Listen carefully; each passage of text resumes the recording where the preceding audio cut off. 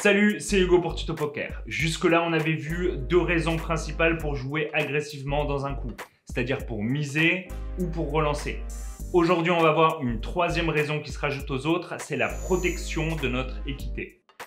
Pour l'instant, on a vu dans les vidéos sur les catégories de mains que pour miser, notre main elle devait être soit dans la catégorie des mains en value, soit des mains en bluff. Que par exemple, sur un flop, on devait le mieux possible classer notre main dans une des 4 catégories principales pour avoir un plan de jeu général. Les mains en value, les mains moyennes, les mains en bluff et les mains faibles. Mais on n'avait pas tellement parlé du facteur de protection. Prenons un exemple où on a relancé under the gun d'une table à 6 joueurs en cash game et seulement la grosse blinde nous a suivis. On va voir comment jouer les différentes mains de notre range ici. Sur un flop As-9 et 3 avec 2 piques, notre adversaire check avec 100% de ses mains parce qu'il n'a pas l'initiative et c'est à nous de jouer. On va vouloir miser assez souvent en continuation bet contre notre adversaire ici, 2 fois sur 3 environ, c'est-à-dire avec 2 tiers des mains qui sont dans notre range. Comme d'habitude, on essaye de ranger chacune des mains de notre range dans une des 4 catégories. Paire de 9, ce sera une main très forte en value qu'on veut miser tout le temps par exemple, comme As-3 ou As-9. On pourra miser en semi-bluff pas mal de nos combinaisons de mains dans ce coup-là. En fait, pas forcément celles qui sont à pique. On pourra bluffer une fois sur deux une main comme Valet-10 de carreau ou encore Roi-Dame offsuit ici.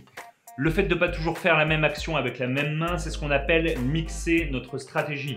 Faire en sorte que de temps en temps, quand on check, on peut avoir ce Valet-10 de carreau, mais quand on mise, on peut également l'avoir dans notre main. Dans nos mains moyennes qu'on veut jouer passivement, on va avoir des petits As comme As-7 ou As-2 qu'on préférera le plus souvent checker plutôt que de miser en value. On aura aussi une main comme Paire de Roi qu'on veut checker 100% du temps. Et en fait, c'est la seule main de toute notre range que le solver conseille de checker 100% du temps. A l'opposé, le solver conseille de miser nos paires de 5 près de 100% du temps aussi. Et quand le solver est aussi catégorique sur une action, faut essayer de comprendre pourquoi. Et c'est assez contre-intuitif de miser une main comme paire de 5 qui est plus faible évidemment que notre paire de roi, mais c'est stratégiquement la meilleure chose à faire. On va ici uniquement regarder les paires de notre range grâce au logiciel PioSolver. Avec un tirage sur le board à pique, on va regarder comment jouer avec nos paires qui contiennent un pique. Avec une paire de rois contenant un pique, on va mixer notre stratégie en misant un peu moins d'une fois sur deux. Avec paire de dames, on va miser à peu près une fois sur deux. Avec paire de valets, un peu plus d'une fois sur deux, etc. Jusqu'à la paire de 5, on va vouloir miser pas loin de 100% du temps. C'est-à-dire qu'en descendant dans la valeur des paires qu'on a ici, on va vouloir miser de plus en plus souvent. Et c'est encore plus visible quand on regarde nos paires qui contiennent pas de pique.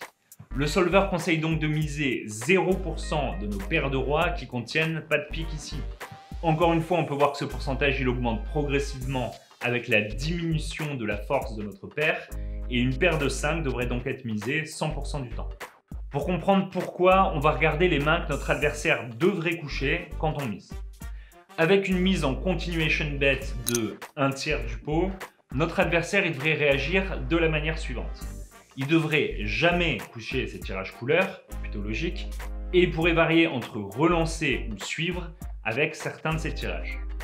Par contre, il devrait se coucher avec toutes ces mains qui n'ont pas beaucoup d'équité. Et les mains qui devraient coucher, il y en a beaucoup. 50% des mains de sa range devraient se coucher contre notre mise ici. C'est-à-dire qu'il devrait se coucher une fois sur deux quand on mise. Évidemment, si vous misez avec une paire de rois et que vous lui faites coucher une main comme 7 et 8 de cœur, ben vous n'avez pas gagné grand-chose dans l'histoire. Il n'avait que 10% de chance de gagner le coup d'ici la river. Par contre, si vous misez avec une paire de 5 et que vous lui faites coucher la même main, vous venez de lui faire coucher près de 29% de chance de gagner le coup à l'abattage. Et c'est plus ou moins la même chose si vous lui faites coucher une main comme Valet 10 ou Dame 8. On va maintenant voir les mains qu'il devrait coucher et comparer l'équité que vous avez en fonction de la force de votre paire. Voilà toutes les mains que votre adversaire devrait coucher contre votre mise en continuation bet.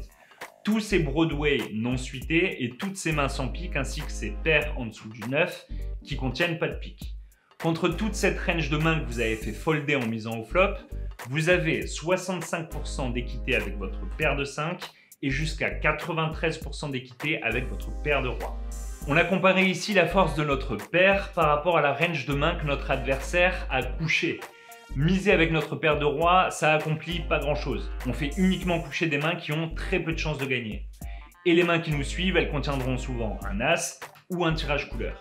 Alors qu'avec paire de 5, on fait coucher des mains qui ont pas mal d'équité contre nous, comme roi-dame qui a 28% de chance de gagner le coup, ou encore paire de 8 ou paire de 7 ou paire de 6 qui ont tous 90% de chance de gagner le coup contre notre paire de 5. Dans ce cas de figure, à partir du moment où vous n'avez pas la top paire, vous voulez quand même miser, mais en privilégiant les paires les plus faibles de votre range, parce qu'elles vont faire coucher des mains adverses qui ont une bonne équité contre vous. Vous allez donc gagner le coup directement au flop avec une main qui a pas mal de chances de perdre d'ici la river. C'est en termes d'équité qu'il faut penser, aux chances que notre main gagne à l'abattage. Et ici, paire de roi a, même s'il y a un as au flop, beaucoup plus de chances de gagner à l'abattage que paire de 5. La plupart du temps, dans notre cas de figure, l'adversaire nous mettra souvent sur un as quand on a relancé pré-flop. Vous serez très crédible quand vous miserez avec une paire faible ici. Le solver conseille aux joueurs en grosse blinde de coucher 50% des mains de sa range face à un continuation bet de notre part, parce que notre range de relanceur pré-flop est très forte sur ce flop. Bon, évidemment, la protection, elle a ses limites, c'est-à-dire que si vous misez avec paire de 5 et que votre adversaire vous suit, miser à nouveau à la turn, c'est pas forcément la meilleure idée. Vous savez que votre adversaire a donc suivi avec les 50% de sa range la plus forte, parce qu'il a eu l'occasion de coucher les 50% les plus faibles contre votre mise au flop. Miser à nouveau à la turn, c'est pas vraiment recommandé parce que vous avez maintenant une range qui est tout à fait correcte en face de vous. En fait, le terme de protection, on le comprend bien ici. Vous avez besoin de protéger vos petites paires contre beaucoup de mains adverses qui n'ont rien touché, mais qui pourraient gagner contre la vôtre d'ici la river. En misant, vous nettoyez une partie de la range adverse qui a de l'équité contre votre main.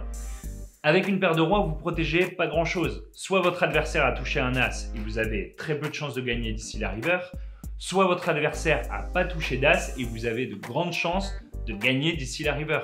Autant essayer de limiter la taille du pot pour qu'il soit petit, parce que vous ne voulez pas perdre un gros pot en n'ayant qu'une seule paire qui est même pas la meilleure sur le board. Il y a également un avantage à checker qui n'est pas négligeable. Si vous misez 100% de vos paires sur ce flop, que ce soit des paires que vous avez en main ou des paires que vous obtenez grâce au flop, ça veut dire que quand vous décidez de ne pas miser, quand vous décidez de checker sur le flop, vous n'avez jamais de paire dans votre range. Et si votre adversaire il voit ce défaut de stratégie chez vous, il bluffera tout le temps à la turn quand vous checkez au flop parce qu'il sait que vous n'avez pas de paire dans votre main. Quand on décide de checker des paires de notre range, ça renforce notre range de check. Et c'est pour cette même raison qu'on devrait miser ou checker aléatoirement une fois sur deux quand on a une main comme As-10 par exemple. Une main qui est forte mais qui n'est pas non plus dans les mains les plus fortes de notre range. De cette manière, notre adversaire il aura du mal à nous mettre sur une main qui est forcément faible quand on check, puisque notre range de check contient également des mains correctes comme As-10 ou paire de roi. Mais ça on le verra dans une prochaine vidéo. Si vous n'êtes pas allé sur le site tutopoker.fr, je vous conseille d'aller y faire un tour. Vous aurez accès à une trentaine de cours vidéo et écrits accompagnés de quiz et de fiches techniques, et tout ça gratuitement.